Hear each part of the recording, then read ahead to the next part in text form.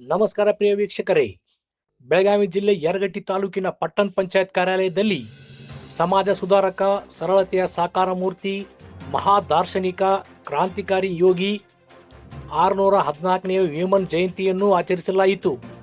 ಈ ಶುಭ ಸಂದರ್ಭದಲ್ಲಿ ಪಟ್ಟಣ ಪಂಚಾಯಿತಿ ಮುಖ್ಯಾಧಿಕಾರಿ ಮಹೇಶ್ ಭಜಂತ್ರಿ, ಪಟ್ಟಣ ಪಂಚಾಯತ್ ನಾಮನಿರ್ದೇಶಕ ಸದಸ್ಯರುಗಳಾದ ನಿಖಿಲ್ ಪಾಟೀಲ್, ಹನುಮಂತ್ ಹಾರುಗಾಪ್, ಸಲೀಂ ಜಮಾದಾರ್, ರೆಡ್ಡಿ ಸಮಾಜದ ಹಿರಿಯರಾದ ಹುಚ್ಚರೆಡ್ಡಿ ಗುರುಗಳು, ಎಚ್ ಎಲ್ ವಜ್ಜರ್ಮಟ್ಟಿ ಗುರುಗಳು, ರಮೇಶ್ ದೇವರೆಡ್ಡಿ, ವಿಜಯ್ ದೇವರೆಡ್ಡಿ, ಟಿಪಿ ಗಣಿ ಮತ್ತು ಮುಖಂಡರುಗಳಾದ ವಿಶಾಲಗೌಡ ಪಾಟೀಲ್, ಬುದ್ಖಣ್ಣ ದೇವರೆಡ್ಡಿ, ರಮೇಶ್ ಪಾಟೀಲ್, ಫಾರೂಕ್ ಅತ್ತಾರ್, ಪೊಲೀಸ್ PSI ಮಾಳಿ, ರಂಗಣ್ಣವರ್, ಪಟ್ಟಣ ಪಂಚಾಯಿತಿ ಸಿಬ್ಬಂದಿ ಉಪಸ್ಥಿತರಿದ್ದರು.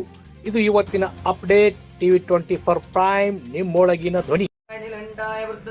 ಸರ್ವೇಶ್ವರಾಯ ಸದಾಶಿವಾಯ ಶ್ರೀಮನ್ಮಹಾದೇವಾಯ ನಮಃ. ಕರ್ಪೂರಗೌರಂ ಕರುಣಾವತಾರಂ ಸಂಸಾರವಾರಂ ಭುಜೇಂದಾರಂ ಸದಾ ವಸಂತಂ ವಿದಯಾರವಿಂದೋ ಭವಂ ಭವಾಮಿ ಸಹಿತಂ ನಮಾಮಿ ಕರ್ಪೂರದೀಪಂ ದರ್ಶಯಾಮಿ.